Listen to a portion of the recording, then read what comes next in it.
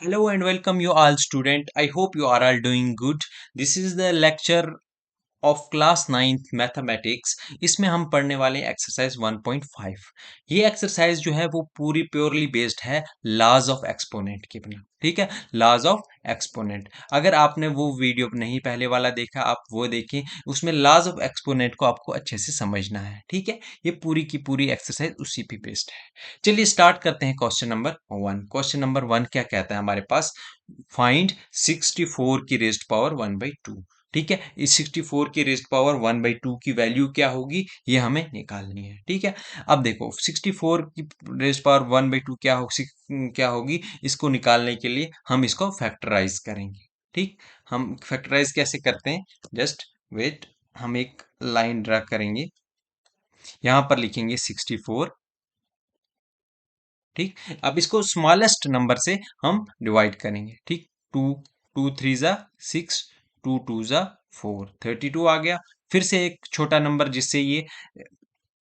जिसका ये मल्टीपल होगा तो वो फिर से 2 का होगा, क्योंकि ये क्या है, इवन नंबर है। 2 1 ज़ा 2 और 1 इधर चला जाएगा, ये बन जाएगा 12, 2 6 ज़ा 12। ठीक, ये इसके फैक्टर्स कैसे निकालते हैं ये आपने 8th क्लास में 7th क्लास में पढ़ा होगा। ठीक, अगर नहीं पढ़ा तो फिर अच्छे से आप इसको देखें और आपको रिवाइज हो जाएगा। ठीक, यहाँ पर आ गया 16, फिर से इवन नंबर है तो स्मॉलेस्ट नंबर क्या होगा, 2 के मल्टीपल में होगा, 2 8 ज़ा 16।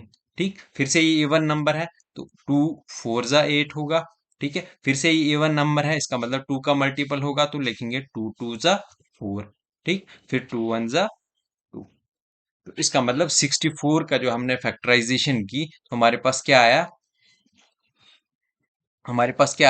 2 इंटू 2, कितने टाइम्स है, 1 2 3 4 5 6 टाइम्स। हम 2 को 6 टाइम्स लिखेंगे, 3 4 5 and 6 times, and raised to the power 1/2। Raised to the power 1/2। 2 को जब हमने 6 टाइम्स लिखा, 6 टाइम्स लिखने का मतलब क्या हो गया, 2 की रेस्ट पावर 6 इंटू 1/2। ठीक है, तो बच्चों हमने एक प्रॉपर्टी पढ़ी थी, एक प्रॉपर्टी हमने क्या पढ़ी थी कि anything raised to the power m, मतलब a की रेज्ड पावर m की रेज्ड पावर n जो होता है वो किसके बराबर होता है, a की रेज्ड पावर m n के बराबर होता है। ठीक है, अब इसी प्रॉपर्टी का हम यहाँ पर यूज करने वाले हैं, तो हम क्या लिखेंगे, 2 की रेज्ड पावर 6 इंटू 1/2।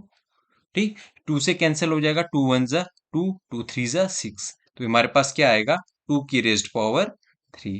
ठीक, 2 की रेज्ड पावर 3 किसके बराबर होता है, अगर आपको ऐसे नहीं पता चल रहा तो 3 टाइम्स आप 2 को लिखेंगे, 2 इंटू 2 2 2 ज़ा 4, 2 ज़ा 8, 2 क्या आएगा हमारे पास, 8 इसका आंसर आएगा।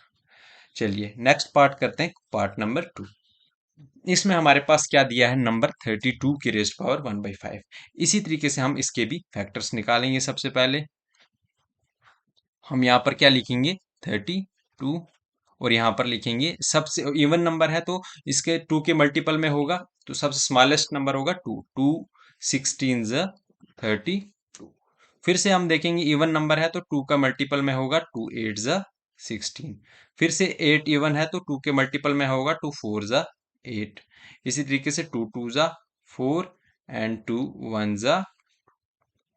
तो हमारे पास 32 के फैक्टर्स क्या आ गए, 32 के फैक्टर्स क्या आ गए हमारे पास, 2 इंटू 2 इंटू 2 इंटू 2 इंटू 2। ठीक है, 5 टाइम 2 की रेज्ड पावर 1/5। ठीक, इसको हम देखो 5 टाइम्स अगर 2 है तो इसको लिख सकते हैं हम 2 की रेज्ड पावर 5 की होल रेज्ड पावर 1/5। यहाँ पर फिर से हम लॉ ऑफ एक्सपोनेंट का यूज करेंगे। वो हमारे पास क्या कहता है, लॉ ऑफ एक्सपोनेंट के 2 की ए की रेज्ड पावर m की होल रेज्ड पावर n किसके बराबर होता है, a की raised power m into n। इसी प्रॉपर्टी का हम यूज करेंगे, तो हम यहाँ पर क्या लिखेंगे, 2 की रेज्ड पावर 5 इंटू 1/5। 5 5 आपस में कैंसिल हो जाएगा तो हमारे पास क्या बचेगा, 2 की रेज्ड पावर 1, दैट इज 2 इसका आंसर होगा। ठीक है बच्चों, इसी तरीके से हम पढ़ेंगे पार्ट नंबर 3 क्वेश्चन नंबर 2 का। हमारे पास क्या नंबर दिया है, 125 की रेस्ट पावर 1/3। ठीक है, फिर से हम उसी तरीके से इसके फैक्टर्स निकालेंगे। सबसे पहले फैक्टर्स क्या होंगे, 120 यहाँ पर लिखेंगे हम 125। ठीक, अब 125 आपको देखना है किसकी टेबल में जाता है। इवन नंबर तो है नहीं, 2 के टेबल में नहीं जाएगा। ठीक, 3 के टेबल में नहीं जाएगा, 3 4 12 होता है और 5 है। 4 के टेबल में भी नहीं जाएगा क्योंकि इवन नंबर नहीं है। ठीक, अब 5 के टेबल में जाएगा, हाँ, क्योंकि लास्ट पे जब हमने देखा है कि लास्ट पे अगर 5 या 0 है वो 5 की टेबल में आता है। तो हम क्या करेंगे, 5 2 जा 10। ठीक, यहाँ से 2 इसके साथ कैरी जाएगा, 25 बनेगा, तो 5 5 जा 25। फिर हम इसको करेंगे, देखेंगे 5 है एंड पे, तो 5 के मल्टीपल में होगा। ठीक है, 5 5 जा 25।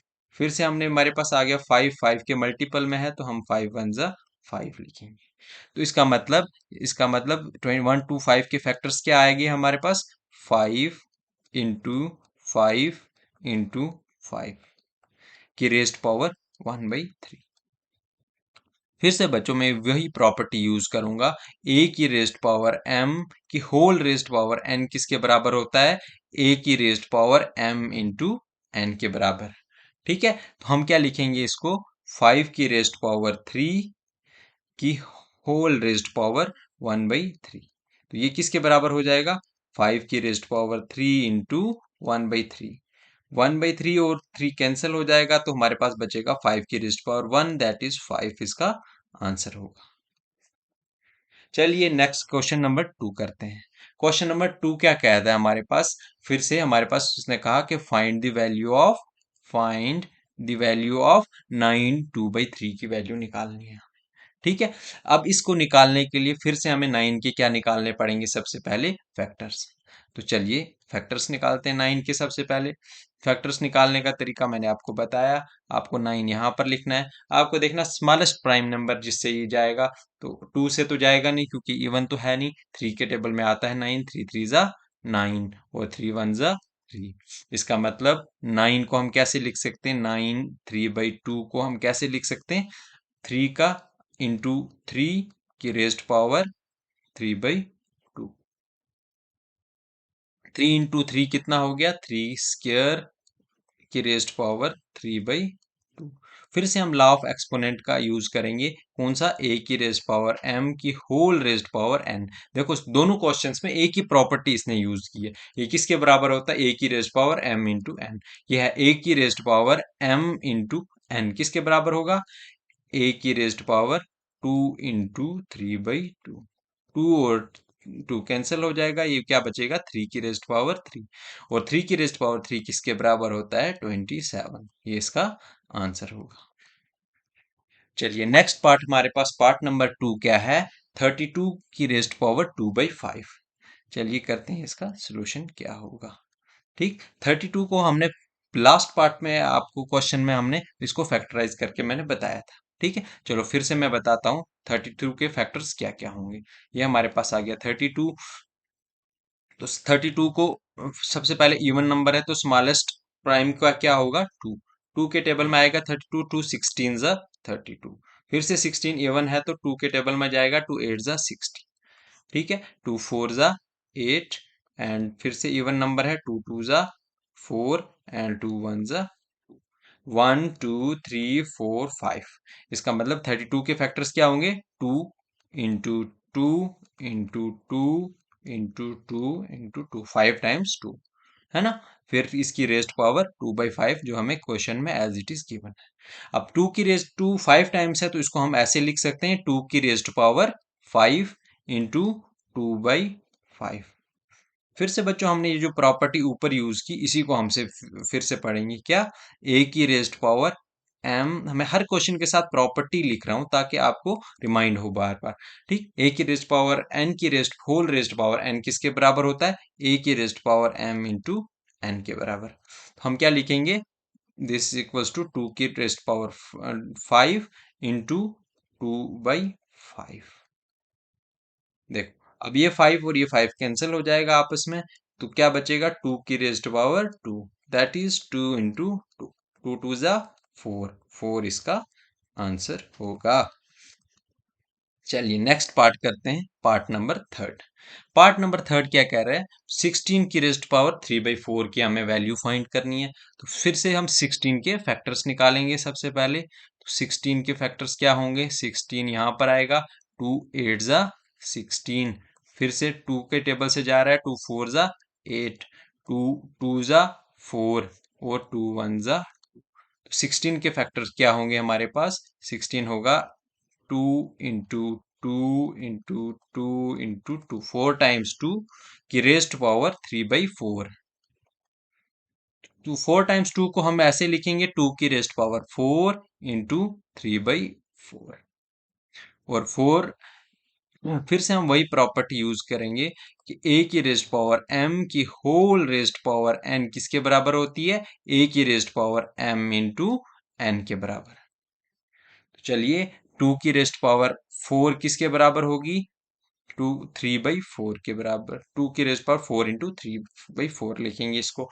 4 4 आपस में कट हो जाएगा, तो हमारे पास क्या आएगा, 2 की रेस्ट पावर 3, और 2 की रेस्ट पावर 3 को हम कैसे लिखेंगे, 2 इंटू 2 इंटू 2। तो 2 इंटू 2 कितना हो गया, 4, 4 इंटू 2 हो गया 8, तो 8 हमारे पास इसका आंसर होगा। चलिए क्वेश्चन नंबर 2 का पार्ट नंबर 4 हमारे पास क्या कहता है, हमारे पास एक नंबर दिया है 125 की रेस्ट पावर -1/3, हमें इसका फाइंड वैल्यू फाइंड करना है। तो देखो वैल्यू हम कैसे फाइंड करेंगे, उसके लिए सबसे पहले 125 के हम क्या निकालेंगे, फैक्टर्स। तो फैक्टर्स कैसे निकालते हैं हम, वो अब मैंने आपको हर पार्ट में सिखाया है। 125 को हम यहाँ पर लिखेंगे, हम देखेंगे इसका लीस्ट सब स्मॉलेस्ट मल्टीपल क्या होगा, 5। 5 5 25 जा 125, और 5 5 जा 25 होता है, और 5 1 जा 5। तो इसका मतलब इसके सोल्यूशन में हम 125 के जो फैक्टर्स हैं वो किसके बराबर होते हैं, 5 इंटू 5 इंटू 5, 3 टाइम्स 5 की रेस्ट पावर -1/3। जब 3 टाइम्स है तो इसको हम लिखेंगे 5 की रेस्ट पावर 3 इंटू -1/3। तो 5 इंटू -1/3, इसकी जगह फिर से हम वही प्रॉपर्टी यूज करेंगे, कौन सी वाली, a की रेस्ट पावर m की होल रेस्ट पावर n किसके बराबर होगी, a की raised power m into n के बराबर। दैट इज हम इसको क्या लिखेंगे, 5 की रेस्ट पावर 3 इंटू -1/3। ये 3 और ये 3 आपस में कैंसिल हो जाएगा, हमारे पास क्या आ जाएगा, 5 की रेस्ट पावर -1। देखो 5 की रेस्ट पावर -1। अब 5 की रेस्ट जब भी आपने देखा पावर में माइनस होता है तो हम इसको लिखते हैं 1/5, ये 1/5 इसका आंसर होगा। ठीक है, तो बच्चों चलो नेक्स्ट क्वेश्चन हम पढ़ते हैं, क्वेश्चन नंबर 3। क्वेश्चन नंबर 3 क्या कहता है, क्वेश्चन नंबर 3 कहता है सिंप्लीफाई द फॉलोइंग पार्ट। ये आपके पास कुछ पार्ट दिए हैं, इनको आपको सिंप्लीफाई करना है। फर्स्ट पार्ट क्या है, 2 की रेस्ट पावर 2/3 इंटू 2 की रेस्ट पावर 1/5, इसको आपको सिंप्लीफाई करना है। तो चलो हाँ, इसको भी हम लॉ ऑफ एक्सपोनेंट में हमने एक जो प्रॉपर्टी पढ़ी थी, उस प्रॉपर्टी के बेसिस पे हम पढ़ेंगे। वो प्रॉपर्टी मैं पहले ही आपको यहाँ पर बता देता हूँ, क्या पढ़ी थी हमने, कि जब बेसिस सेम होते हैं पावर्स आर एडिड, व्हेन, मैं जस्ट राइट करता हूँ, व्हेन बेसिस आर सेम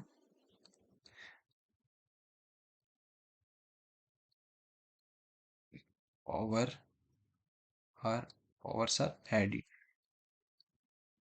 देखो इनका बेस जो है वो सेम है, इनकी पावर ऐड होगी। दैट इज किस तरह से हम इसको लिखते हैं, a की raised power m into A की रेस्ट पावर n किसके बराबर होगा, a की raised power m plus n के बराबर। तो चलिए यहां पर हमारे पास बेस क्या है, 2, तो 2 की रेस्ट पावर 2/3 प्लस 2 की रेस्ट पावर 1/5। ठीक, ये 2 की पावर में है। तो अब देखो इसको सिंप्लीफाई हमें आगे करना है। सबसे पहले इसका एलसीएम हम निकालेंगे और इसका डिनोमिनेटर बराबर करेंगे। तो एलसीएम कैसे निकलेगा, या फिर आप क्रॉस मल्टीप्लाई कर सकते हो, 5 2 जा 10, लिखेंगे 2 की रेस्ट पावर 10 प्लस 3 वन ज़ा 3 प्लस 3 डिवाइडेड बाई 5 3 ज़ा 15, यहाँ पर लिखेंगे 15। ये 2 की पावर में ही सब कुछ हो रहा है। तो 2 की पावर कितना आएगा, ये 10 प्लस 3 कितना आ गया 13, 13 डिवाइडेड बाई 15। ठीक है, तो ये इसका क्या होगा, आंसर होगा। चलिए नेक्स्ट पार्ट करते हैं, पार्ट नंबर 2। पार्ट नंबर 2 क्या कह रहा है, 1/3 का स्क्वायर किसके बराबर होता है, सॉरी 1/3 का स्क्वायर की रेज्ड पावर 7। ठीक है, इसको हमने सिंप्लीफाई करते हैं। सिंप्लीफाई करने का क्या इसको तरीका है, सबसे पहले लॉ ऑफ एक्सपोनेंट, आपको एक फिर से प्रॉपर्टी मैंने बताई थी, ए की रेज्ड पावर m की होल रेज्ड पावर n किसके बराबर होता है, ए की raised power m into N. ठीक, तो अब इसमें हम लॉ ऑफ एक्सपोनेंट इसका भी यूज करेंगे, और एक हमने और प्रॉपर्टी पढ़ी थी, ए की raised power m divided by a की रेज्ड पावर n किसके बराबर रहता है, ए की raised power m minus n। ठीक है, सबसे पहले तो यहां पर हम प्रॉपर्टी फर्स्ट का यूज करेंगे। तो ए की रेज्ड देखो 1/3 है, तो इसको हम ऐसे लिखते हैं 1/3 का होल स्क्वायर का होल स्क्वायर, क्योंकि 1 का स्क्वायर हम करेंगे तो सेम एज इट इज ही आएगा, तो इसका होल स्क्वायर क्या आएगा, होल रेज्ड टू पावर 7। ठीक, 1/3 जो है वो एज इट इज रहेगा, तो हमारे पास 7 इंटू टू की थी, क्योंकि इस प्रॉपर्टी m ए की रेज़ पावर m की होल रेज़ पावर n क्या होता है, ए की rays power m into n। तो ये है a, 1/3 पूरा a है, ये है m, ये है n, तो क्या आएगा, a एज इट इज आएगा, 1/3 एज इट इज आएगा, तो ये बनेगा 2 इंटू 7, 2 इंटू 7, तो क्या बन जाएगा ये, 2 7 2 ज़ा 14, 1/3 की रेज़ टू द पावर 14, 14। ठीक, अब इसको जब हमने सिंप्लीफाई करना है, 3 जब उसको न्यूमिनेटर में लेके जाएंगे तो बनेगा 3 की रेज्ड पावर माइनस 1 की whole raised power 14।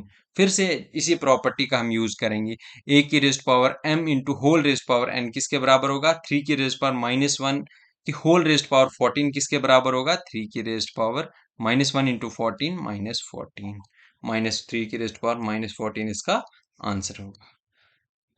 Next part, part number 3 हमारे पास क्या है, पार्ट नंबर 3 में आपको दिया है 11 की रेज्ड पावर 1/2 डिवाइडेड बाई 11 की रेज्ड पावर 1/4, इसको आपको सिंप्लीफाई करना है। इसको वही प्रॉपर्टी हम यूज करेंगे जो लास्ट पार्ट में मैंने लिखी थी, ए की raised power m divided by a की रेज्ड पावर n किसके बराबर होगा, ए की raised power m minus n के बराबर होगा।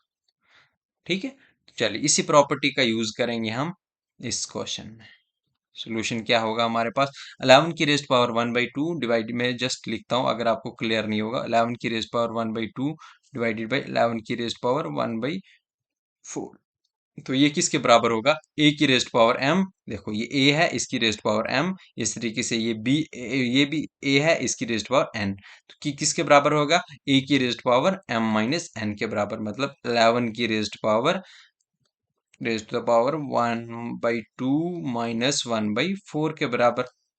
ठीक है, तो अब इसको हम क्या करेंगे, एलसीएम निकालेंगे, या इसको क्रॉस मल्टीप्लाई भी अगर हम करेंगे तो हमारे पास क्या बनेगा, 11 की रेस्ट पावर 4, इसको इसके साथ मल्टीप्लाई करेंगे, 4 1 ज़ा 4 माइनस 2 1 ज़ा 2 डिवाइडेड बाई 4 2 ज़ा 8, तो क्या बनेगा हमारे पास, 11 की रेस्ट पावर 4 माइनस 2 कितना होता है, 4 माइनस 2 होता है 2 की रेस्ट पावर 8, और ये कट हो जाएगा, 2 1 ज़ा 2 और 2 4 ज़ा 8, तो आपके पास फाइनल आंसर क्या बचेगा, 11 की रेज्ड पावर 1/4, 11 की रेज्ड पावर 1/4 इसका आंसर होगा। इसी तरीके से बच्चों नेक्स्ट पार्ट नंबर 4 क्या है हमारे पास, 7 की रेज्ड पावर 1/2, 8 की रेज्ड पावर 1/2। ठीक है, ये आपको दिया है, इसको आपको सिंप्लीफाई करना है। तो इसको सिंप्लीफाई हम कैसे करेंगे, हमने फिर लॉ ऑफ एक्सपोनेंट में एक प्रॉपर्टी पढ़ी थी, क्या कि a की raised power m into A B की रेज्ड पावर m, जब बेसिस डिफरेंट होते हैं और पावर सेम होती है तब क्या हो जाता है, बेसिस को हम मल्टीप्लाई कर लेते हैं, A B as it is multiply हो जाएंगे, इनकी होल रेज्ड पावर एम जो है दोनों के ऊपर चला जाएगा। ये हमने लॉ ऑफ एक्सपोनेंट में ये प्रॉपर्टी पढ़ी थी।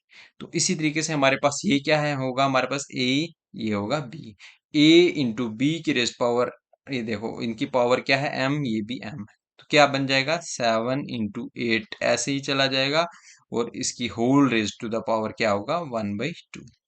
7 8 जा कितना होता है, 7 8 जा 56 होता है, 56 की रेज टू द पावर 1/2।